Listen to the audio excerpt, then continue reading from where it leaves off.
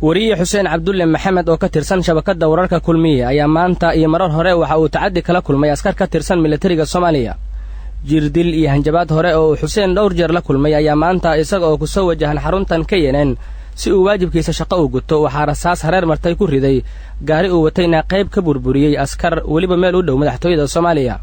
Xuseen Cabdulle ayaa gaari uu watay xilli uu istaagay meel u dhow taalada Xaawataako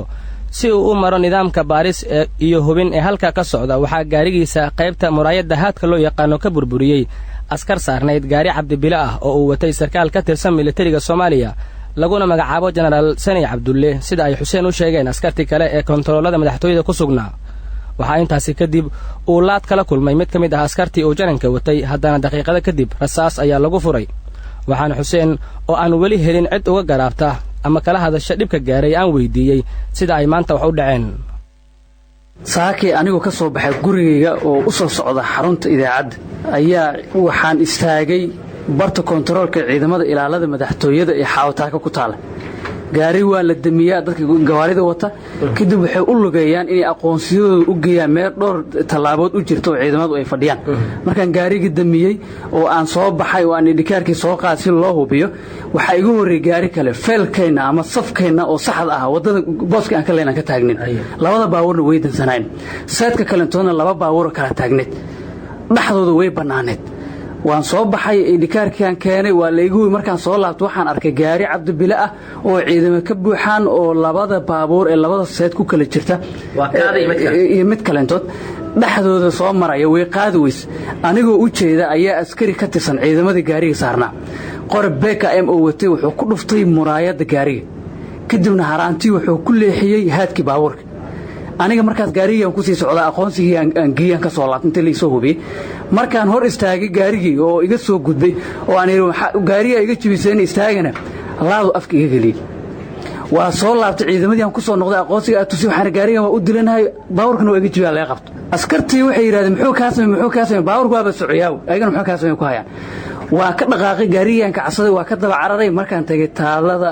SWL. ujeedada aad marka oo daba soctay maxay adigu marka waxay ahayd inaan u sheego dhibkii i gaaray iyagana aan hubiyo waxa ay yihiin. markaan taalada SWL markaan imid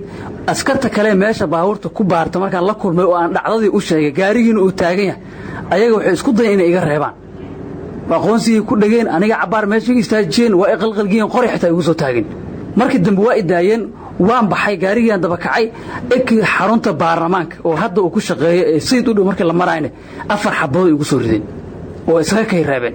gaarigan damiyay meesha uga tagay ciidamadii waxaan tagay sayidka waxaan gaarigan u dilana xabado ugu riday waa i jirdili halay qabto. askartu waxay yiraahdeen ninka ma qaban karno Janaasana Cabdulle ciidamadiisii waa isaga saaran ciidamadiisina waxa ku jirdil waa ayagii waxa kuma qaban karno iska bax. waan soo baxay xiriir la sameeyay ilaa hadda wax jawaab oo laga hayo malahan. waxaan rabaa markii ummadda Soomaaliyeed iyo dawladdan aan ogeysay waa markii labaad oo fal noocaani ah oo ka dhacay taalada Xaawataako barta kontaroolka tii tan ku horeysay 12 Abriil ee dhacday waxaa fuliyay ciidamada ilaalada General Odawa oo xataa muddo isbuuci ah aan raadinay oo aan la